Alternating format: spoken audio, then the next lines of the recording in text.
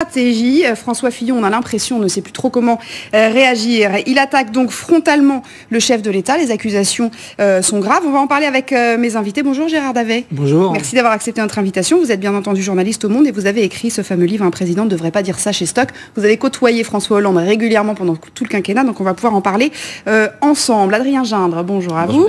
Et Stéphane Rosès, bonjour à vous, président de CAP, bien entendu. Vous avez été consultant de François Hollande pendant sa campagne en 2012. On va se reparler de tout cela. On va réécouter François Fillon dans la longueur, bien évidemment, et puis on va entendre aussi la réponse de François Hollande. Mais d'abord, juste une question, Adrien, pour bien poser le débat. Il parle donc de ce fameux livre « Bienvenue Place Beauvau » écrit par des journalistes du Canard.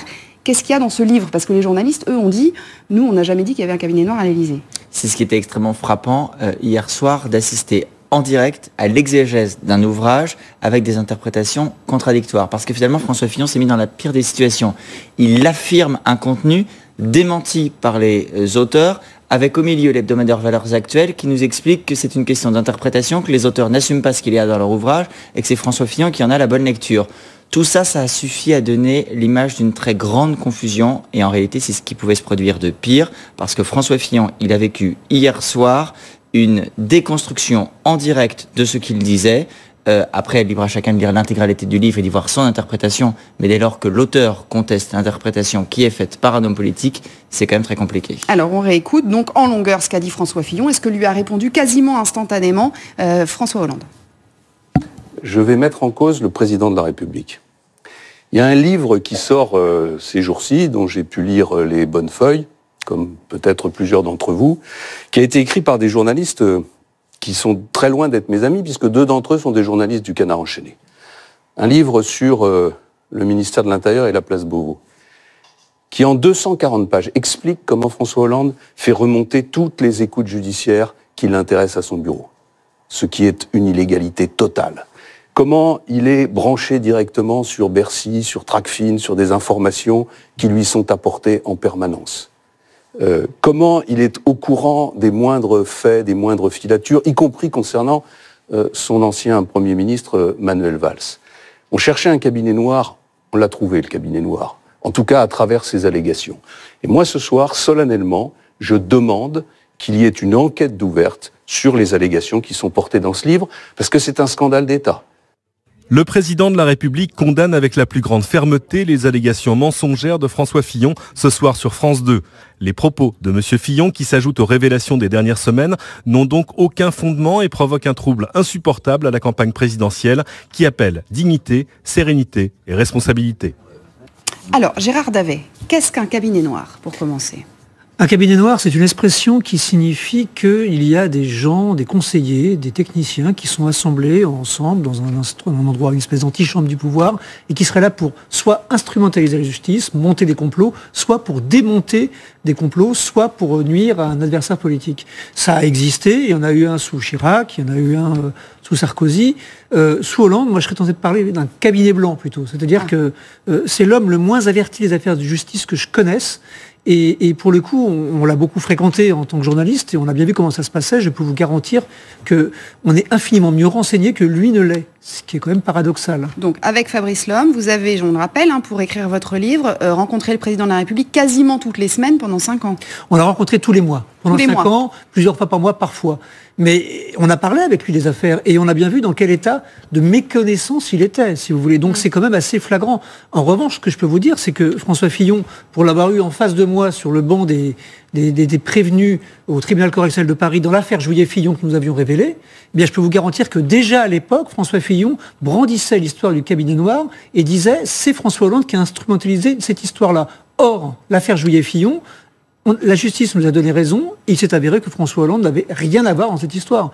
Donc si vous voulez, on est là en présence d'un rideau de fumée absolu. Ce sont des accusations qui sont graves contre le chef de l'État. Graves et sont fumeuses. Nommant le chef de l'État, demandant l'ouverture d'une enquête. Mais sur la base de quoi? Sur quel élément? Si vous voulez, j'en parlais tout à l'heure avec Stéphane Rosès, depuis toujours, et c'est normal, des synthèses remontent en matière de justice, elle remonte par la direction des affaires criminelles et des grâces, qui est un haut fonctionnaire, qui a accès à la synthèse de ce qui se passe. Mais ils ne se font pas remonter les écoutes téléphoniques, le détail des choses. Ils ne le savent pas, parce qu'ils refusent de mettre les mains là-dedans. Ils n'aiment pas ça, ils en ont peur. Et croyez-moi, si seulement ils avaient eu accès à des informations vraiment importantes, est-ce que vous pensez qu'on aurait eu les affaires Cahuzac, qu'on aurait eu les affaires Thévenoud, Leroux et autres? Ce n'est pas vrai. Le seul cas dont moi j'ai eu connaissance, c'est le cas de Anne Lauvergeon. Anne Lauvergeon, parce qu'il y a eu des informations venant de la Cour des comptes disant que elle avait des choses à se reprocher dans l'affaire Uraminareva. Et donc, François Hollande, averti de ceci par Manuel Valls, a décidé de ne pas la nommer au gouvernement. Voilà, c'est les informations que j'ai eues. Mais c'est le seul cas où j'ai eu vraiment des informations précises sur quelque chose. Stéphane Rosès, ce genre d'accusation, c'est... Ce genre d'allégation, c'est fréquent. De là aller jusqu'à l'accusation officielle, on n'a jamais vu ça d'un président, en plus à un mois de l'élection présidentielle. Qu'est-ce que vous pensez de tout ça ? J'ai pas le souvenir qu'effectivement, lors d'une présidentielle, un candidat en difficulté ait comme ça pointé la responsabilité du chef de l'État. Effectivement, je n'ai pas souvenir. Vous l'avez rappelé dans une émission antérieure de LCI. En outre, la situation est un peu paradoxale. François Hollande lui-même est retiré, je dirais, du jeu politique. Il ne se représente pas. D'ailleurs, il y a quand même un petit paradoxe que je vais essayer de lever.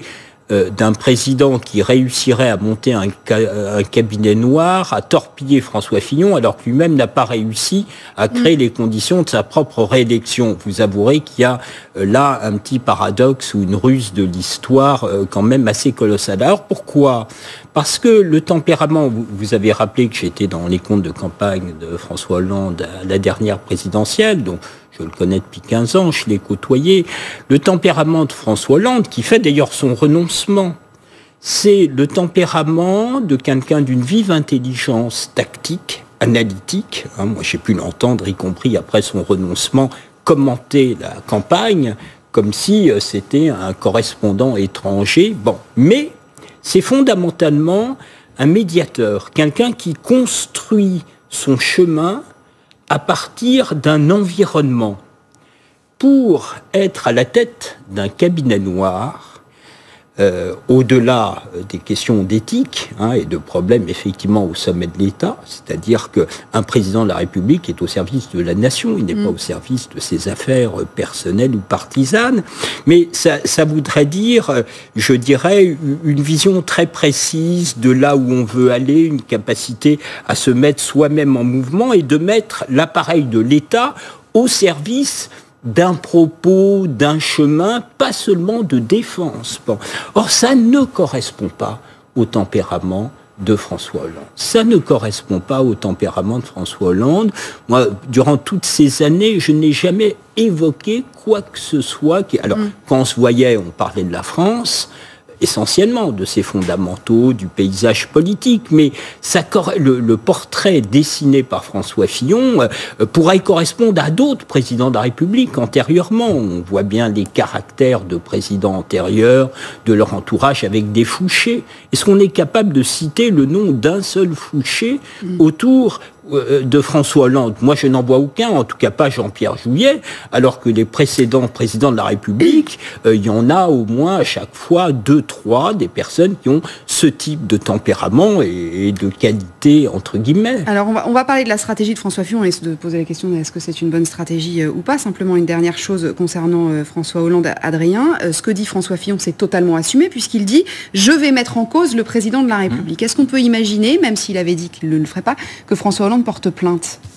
Alors, le président de la République, jusqu'ici, il a été très clair, effectivement, sur l'idée qu'il ne s'agissait pas pour lui, en tant que président de la République, de s'engager dans ce type de procédure. En revanche, il va répondre différemment. Ce que l'on nous dit ce matin à l'Élysée, c'est que le chef de l'État, certes, il ne sera pas couleur d'affiche dans cette campagne, pour reprendre l'expression, mais qu'il ne laissera rien passer et surtout plus rien passer. Parce qu'il a souvent été attaqué ces 4-5 dernières années.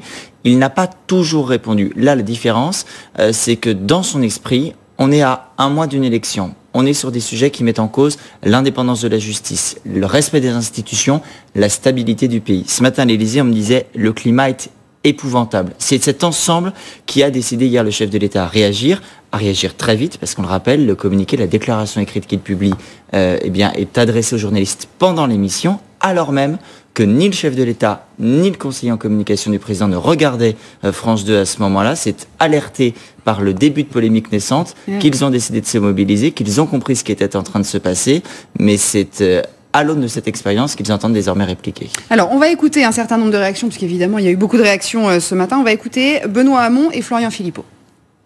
C'est un grand classique des responsables politiques quand ils sont mis en cause par la justice. Ils dénoncent des machinations, le lynchage. Vous retrouverez ça dans les mots d'à peu près tous les dirigeants politiques qui ont eu affaire à la justice. Ils ont la chance, ces dirigeants politiques, d'avoir les médias pour les écouter, là où les justiciables ordinaires, eux, suivent ce qui est le parcours de tout justiciable. Il est bon que François Fillon découvre ce qu'est la justice ordinaire. Il n'est pas victime de quoi que ce soit.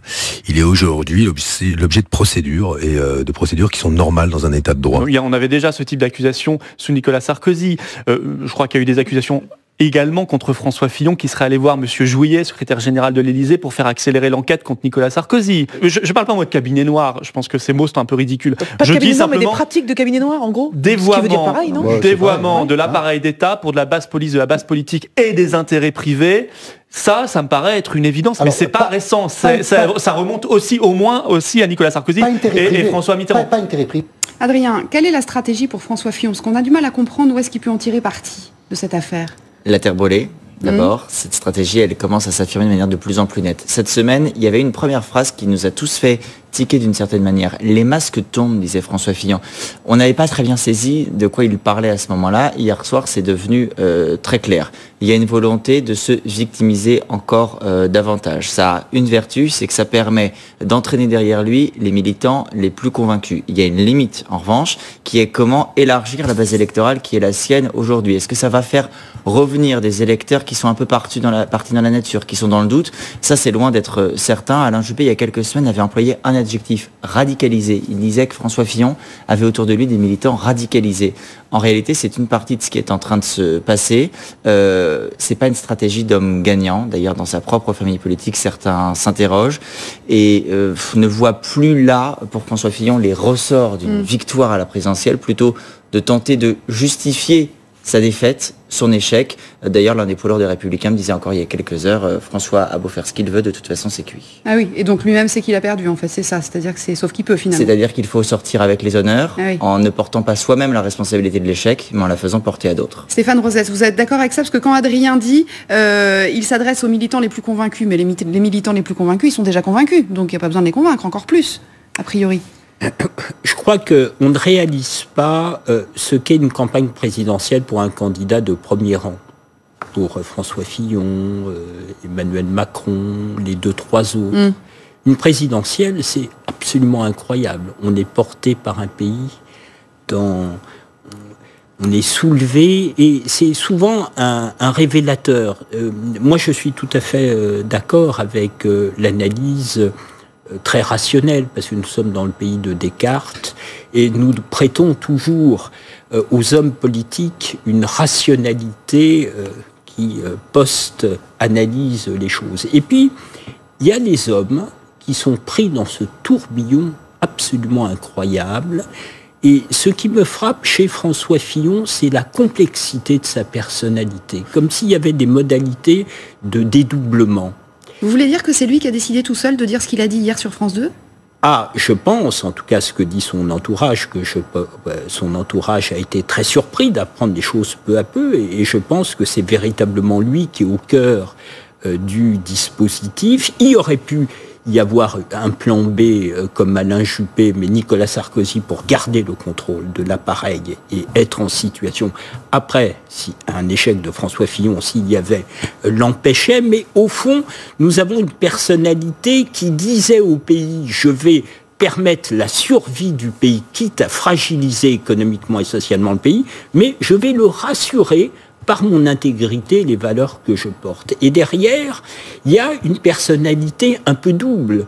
Celui qui va visiter les monastères de sa circonscription comme Solène et à la fois accepte des costumes, de porter des costumes aussi chers. C'est assez éloigné des vœux de pauvreté monacale, à la fois quelqu'un qui aspire à être président de la République et qui attaque la fonction là, parce que au fond, si c'était seulement François Hollande qui était en cause, ce serait pas si gênant, mais dans tout ce qui se passe aujourd'hui, il y a un problème avec l'autorité. Il y a un problème. Comment voulez-vous que les professeurs ou les parents vis-à-vis de leurs enfants disent qu'il y a des façons de se comporter, alors même qu'au sommet de l'État, le spectacle qui serait donné, c'est absolument le contraire. Donc tout ça est quand même très troublant, très déstabilisant. Oui, mais c'est très... Effectivement, quand on aspire aux plus hautes fonctions, c'est là où je vous rejoins, on ne peut pas, à ce point, attaquer la symbolique présidentielle. Et je suis d'accord avec l'idée que François Fillon est peut-être dans une spirale psychopolitique où, au fond, il faudrait déjà préparer l'explication d'un échec par un complot généralisé. On est là-dessus, Gérard Davet, on est vraiment sur le sauf qui peut, sur le j'essaye de sortir le plus possible par le haut ou le moins par le bas possible ? Oui, moi je ne connais pas François Fillon aussi bien que vous, mais je l'ai fréquenté très brièvement dans une séance au tribunal correctionnel de Paris, comme je le disais tout à l'heure. Et là, j'ai été vraiment surpris qu'il dénonce à la fois un complot, contre toute évidence, et qu'en plus, il monte à la barre. C'est-à-dire que vraiment, après, la justice nous a donné raison à deux fois à Fabrice Lhomme et moi-même. Ces propos qu'il a tenus à Jean-Pierre Jouyet, il les a vraiment tenus. La justice l'a reconnu noir sur blanc. Donc, il a menti à la barre. Eh bien, quand on fait ça, après, plus rien ne m'étonne. Donc j'étais très surpris, effectivement, voilà, donc, de ce comportement-là. Et je rejoins aussi ce que disait Stéphane Rosès tout à l'heure. Il y a une alliance assez déplorable entre François Fillon et Valeurs Actuelles. Valeurs Actuelles, c'est un hebdomadaire de la droite plutôt extrême, mais ça fait 3-4 ans qu'ils ont d'abord roulé pour Sarkozy, maintenant pour Fillon. Ça fait 3-4 ans que ces gens-là balancent des informations qui sont totalement bidons. Je m'explique. Dans Valeurs Actuelles, ce sont ces mêmes journalistes, pseudo-journalistes, qui nous avaient suivis, Fabrice et moi, pour savoir qui on allait rencontrer dans nos investigations et qui l'avaient ensuite tranquillement expliqué dans leur journal. Ce sont ces mêmes journalistes qui nous ont traités de valets du pouvoir. Donc, si vous voulez, la thèse du complot, eux, ils l'attendaient avec espoir. Et François Fillon, il a trouvé un allié de circonstance. Et enfin, dernière chose, pour avoir un cabinet noir, je reviens là-dessus sur ce que disait Stéphane Rosès, qui est tout à fait vrai, il faut citer des noms. Sous Sarkozy, on pouvait parler de Claude Guéant, de Pierre Charon, de Bernard Scorsini, de Philippe Courroy, tous ces gens-là qui étaient en mesure d'instrumentaliser, de pousser les feux de la justice. Sous François Hollande, trouvez-moi quelqu'un. Personne. Il y a personne. Il y a une conseillère justice qui vient de la justice et qui fait son boulot juste normalement. C'est tout. Alors, il y avait autre chose dans cette émission. Il y a eu un moment où David Pujadas lui pose la question de la façon dont il a vécu ces dernières semaines. On va écouter la réponse de François Fillon, on en parle juste après. Tout d'un coup, 2 mois avant l'élection présidentielle, je deviens un personnage sulfureux. Pour tout dire, parce qu'au fond c'est la question que vous posez, corrompu. Pas forcément. Non, mais c'est l'image qui aime l'argent, c'est la question que je vous posais. C'est l'image qui a été véhiculée depuis des jours et des jours par la presse sans aucune mesure. Et c'est une image, je vais vous dire, qui évidemment me blesse, dans laquelle je ne me reconnais pas, et qui m'a fait souvent penser à Pierre Bérégovoy. Parce que vous avez été tenté. Souvent penser à Pierre Bérégovoy. Il met des groupes. En tout cas, j'ai compris. Et bienvenue à tous dans l'émission politique sur France Info. On est ensemble pour une demi-heure, jusqu'à 9h. Donc avec vous, Jean-Michel Apathy, bonjour. Bonjour. Gilles Bornstein est là aussi avec Guy Birenbaum, et notre invité, vice-président du Front National. Bonjour, en tout cas de ce que vous croyez être. Alors, Gérard Davet, Pierre Bérégovoy, donc on le rappelle, qui avait mis fin à ses jours il y a quelques années. Que penser de cette séquence ? Je la trouve extrêmement gênante, et pour tout dire amorale. C'est-à-dire que Pierre Bérégovoy, c'est quelqu'un c'est un ancien Premier ministre, je rappelle pour les jeunes auditeurs, qui s'est suicidé, a priori, parce qu'il y a encore des thèses qui circulent là-dessus, et qui avait été accusé d'avoir, je crois, obtenu un prêt important auprès de Peula pour acheter un appartement. Je crois que c'était ça. Oui, 1 million. Ce qui n'a strictement rien à voir avec ce qui est reproché à François Fillon. François Fillon, il passe son temps à confesser ses propres erreurs. L'achat de costumes par Robert Bourgi. Enfin, ce qu'il dit en globalité, oui, ça n'a certainement pas grand-chose à voir, mais ce qu'il dit en réalité, c'est qu'il dit on m'a jeté au chien. Oui, mais et donc, alors il dit pas j'ai pensé à mettre fin à mes jours, mais enfin comme vous me faisiez remarquer tout à l'heure en antenne, Adrien, quand David Pujadas lui pose la question, il ne dément pas. Il s'est jeté lui-même au chien. Enfin, Oui, alors c'est très facile d'accuser les médias comme des Mais là, ce qui est très Sur étonnant, cette la manière séquence-là. dont la phrase est construite, c'est que François Fillon, il emploie le mot de corrompu tout seul. David Pujadas ne lui a absolument pas dit qu'il avait l'image d'un homme corrompu. Ensuite, il vient à Pierre Bérégovoy tout seul. À aucun moment, le lien n'a été fait non plus par le journaliste en plateau. Donc là, François Fillon, il avait visiblement très envie de faire passer un message, ce message de victimisation. Moi, je rejoins effectivement l'idée que c'est une séquence qui est amorale, gênante à minima, parce que là, on est sur le « retenez-moi ou je fais un malheur ». Mais si le chantage, quasiment. François Fillon, encore une fois, essaie d'expliquer que à cause de tout ce qui l'entoure, lui pourrait en venir à ces extrémités-là. Alors, on est dans la psychologie, on n'est plus dans la politique, on est dans l'invérifiable. Là, qu'est-ce qu'il a tenté de faire? Encore une fois, politiquement, alors qu'il prétend être président de la République, des difficultés, s'il est élu, il en rencontrera énormément pendant 5 ans. Ça jette une question de plus sur ses capacités de résistance, lui qui précisément se présente depuis quelques semaines comme l'homme qui résiste à tout. Ben oui, mais c'est ça qui est très étonnant, Stéphane Rosès, là-dedans, c'est qu'effectivement, on se dit, ça donne l'image de quelqu'un qui... Bon, alors, effectivement, on peut imaginer que ce soit compliqué, qu'il soit en tort ou pas, hein, bien entendu, mais que la séquence est effectivement compliquée à gérer, mais enfin, ça donne effectivement l'image de quelqu'un qui... ne pas nier qu'on s'est posé la question, c'est quand même un peu... Moi, honnêtement... plusieurs choses, c'est compliqué parce qu'on touche à des questions psychologiques et politiques. Je trouve que François Fillon est très résistant parce que ce qu'il entend de lui est au fond, effectivement, je suis d'accord avec lui, très violent. Mais cette résistance, d'où vient-elle? Ça joue aussi pour sa famille. Donc Cette résistance, d'où vient-elle? Je crois qu'à ce niveau-là, les hommes politiques sont des êtres complexes et certains le sont plus que d'autres. On comprend que François Fillon est un être complexe, qu'il y a un, voire plusieurs François Fillon, que son entourage n'en voyait qu'une partie, ce que nous en avons vu. Et on se dit, face à une telle pression, finalement, il résiste. Et on se dit, en tout cas tel que moi j'entends la séquence, il a sa part de sincérité, mais c'est un François Fillon qui parle. Mais il y a Stéphane, plusieurs le parallèle François avec Pierre Fillon. Bérégovoy, il est non, il marche pas. Indigne. C'est non, une question que je vous pose. Non, mais ça ne marche pas. Pourquoi? Justement, parce que François Fillon résiste. Il n'a pas la même conformité psychologique que Pierre Bérégovoy. Moi, j'ai eu Pierre Bérégovoy au téléphone, au moment où il y avait ses déboires, parce que son entourage, j'avais travaillé pour lui, et son entourage disait, il va mal. Et donc, Pierre Bérégovoy était quelqu'un de très chaleureux, qui tutoyait les gens, et je pense qu'il y a eu l'affaire Duprey, mais il n'y a pas eu seulement l'affaire Duprey. Il y a eu le fait qu'arrivait le congrès du Parti socialiste et il sentait qu'il allait devenir le bouc émissaire du Parti socialiste, lui l'ancien métallo qui faisait la une de la presse libérale anglo-saxonne. Et s'il a choisi le 1er mai, c'est justement parce que l'homme qui avait eu le sentiment qu'il avait été au service de la gauche se retournerait contre lui. Bref, c'était un homme de conviction, sincère, proche de ses origines, mais étant mis dans une situation de fragilité totale. Et le suicide, c'est au fond un acte terrible qui est une façon d'essayer de se délivrer de quelque chose auquel on n'arrive pas. François Fillon, lui, il tient... Il y a différents niveaux dans sa personnalité qui lui permettent de faire appel à une certaine dimension de sa personnalité pour faire face à quelque chose qui est très dur. On n'imagine encore une fois, pas... pardonnez-moi Stéphane, mais psychologie mise à part, le parallèle fait avec Pierre Bérégovoy à l'antenne, les gens ont été stupéfaits. C'est impudique ou c'est une erreur? Je pense que... Quand il le dit, il y a une partie de lui qui est sincère, mais ça ne fonctionne pas, justement parce que les faits incriminés ne sont pas du tout de même nature.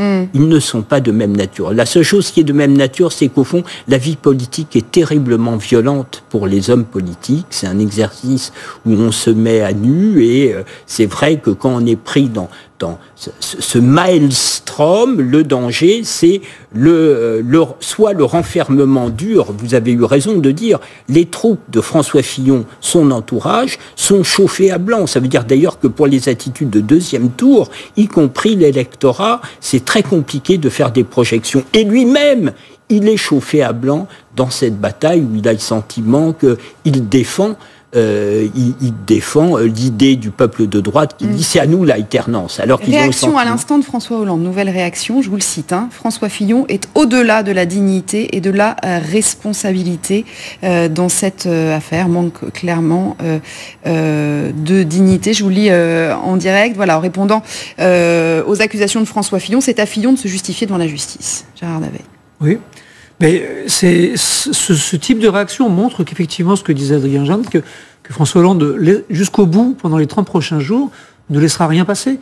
Et il a le sentiment d'en avoir trop laissé passer. Et je me souviens que pendant l'affaire Fillon-Jouillet, nous en avions parlé avec lui. Et il ne comprenait pas, quand Fillon disait tout ceci est un complot orchestré par Hollande, il disait, mais François Hollande ne comprenait pas. Il disait, mais comment peut-il dire ça? Comment peut-il, par exemple, m'accueillir aux 24 heures du Mans et penser que je peux orchestrer un complot contre lui? Parce que c'était un argument politique, quoi. Oui, on peut voir une part de naïveté chez François Hollande. Mais ça montre aussi, en creux, que concrètement, rien de ce que disait M. François Fillon n'était corroboré par les faits. Alors, on va écouter François Fillon encore une fois sur l'affaire des costumes. Vous savez, ces fameux costumes qui lui ont été offerts et qu'il a du coup rendu. Il fait son mea culpa, on l'écoute. J'ai fait une erreur de jugement. Et donc, ces costumes, je les ai rendus. Vous les avez rendus à celui qui me les a offerts, tout en lui conservant mon affection. C'était une erreur. Vous les aviez portés? Oui, je les avais portés. Oui, je les avais portés. Oui, je vous dis la vérité. Voilà. Et ça ne m'a pas empêché de les rendre. Ce sont les deux seuls costumes que vous aviez reçus? Il y en avait 3. Alors, Adrien, un mea culpa de plus, on a envie de dire. Quand il prend la parole pour sa défense, en fait, à chaque fois, c'est un peu chaotique, quoi. L'argument de l'erreur de jugement, moi, il me paraît extrêmement dangereux. Pour tout vous dire, je ne comprends pas que François Fillon ait fait ce choix en termes de stratégie de communication, parce que il y a l'erreur de jugement du costume, il y a l'erreur de jugement sur l'emploi de sa femme comme assistante parlementaire.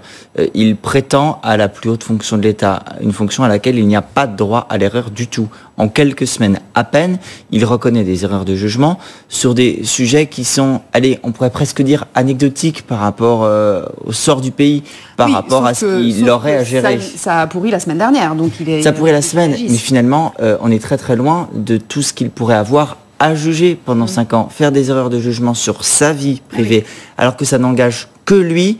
Qu'est-ce que cela peut donner sur des décisions qui engageraient le pays tout entier? Moi, je trouve que c'est extrêmement dangereux parce que, certes, le mea culpa, ça peut permettre de tenter de tourner une page, d'avancer, de balayer, de faire amende honorable pour se donner une nouvelle virginité. Mais en revanche, ça pose une question supplémentaire. Quelqu'un qui n'est pas capable de se gouverner lui-même, comment peut-il gouverner 65 millions d'habitants? C'est contre-productif, ce mea culpa, Gérard Davet? Oui, mais c'est pareil, on est là dans la stratégie de victimisation et il essaye. Moi, je suis d'accord avec Stéphane Rodest, il est extraordinairement résistant. Ce que vit cet homme-là, honnêtement, je le souhaite à personne. Éric Woerth a vécu à peu près la même chose, Nicolas Sarkozy avant, souvent à droite d'ailleurs, mais c'est très violent ce qu'il vit. Mais en même temps, les gens ne sont pas dupes. Qui l'a obligé à accepter des costumes, 3 costumes aussi chers venant de Robert Bourgi? Il faut savoir qui est Robert Bourgi quand même. C'est un avocat qui n'a jamais plaidé, qui s'est vanté de transporter des mallettes d'argent pour le compte de Dominique Villepin et d'autres. Enfin, c'est invraisemblable. Quand on veut gouverner la France, accepter des costumes de Robert Bourgi, on peut venir dire après j'aurais pas dû, mais c'est juste invraisemblable. Ça dénote une vraie faille psychologique. Et je parle de ça, mais vous allez loin. Mais oui, je parle de l'embauche de sa femme, de ses enfants. Je veux dire, en termes de corruption, je ne sais pas si on peut parler ça sur les faits, mais en tout cas sur le plan mental ou moral, on est dedans, oui, parce que il y a une espèce de d'évaluation des mœurs qui est absolument ahurissante, quoi. Stéphane Rosès, il gère tout ça tout seul, François Fillon, ou pas? Parce qu'on a l'impression que finalement, Adrien disait tout à l'heure, c'était sur le thème des costumes, etc. On ne sait pas finalement si tout ça avait été prévu avant ou pas, mais est-ce qu'il gère tout ça tout seul? Est-ce qu'il écoute son équipe de communication? Est-ce que... Moi, les seules choses que je ne suis pas, je connais quelques fillonistes, mais je connais pas du tout le premier cercle. Mais quand quelqu'un de la droiture, parce que j'ai travaillé pour lui sous Jacques Chirac, de Patrick Stefanini, interroge François Fillon pour savoir s'il y a d'autres choses et qu'il voit une esquive, il se retire. Et vous voulez dire qu'il dit pas tout. Il dit pas tout à Patrick Stefanini. Visiblement, Patrick Stefanini n'a pas eu les éléments suffisants pour faire que Patrick Stefanini, qui pensait initialement d'ailleurs s'occuper de la campagne d'Alain Juppé, il y a eu un quiproquo entre eux, trouve possible et acceptable de continuer aux côtés de François Fillon. C'est quand même, moi je fais confiance aux gens des entourages. Et dans toutes les affaires où François Fillon est mis en cause, je ne dis pas coupable, mais mis en cause, l'affaire qui me sidère le plus, c'est même pas l'affaire Pénélope, c'est même pas ses enfants, c'est l'affaire Bourgine. C'est l'affaire Bourgine.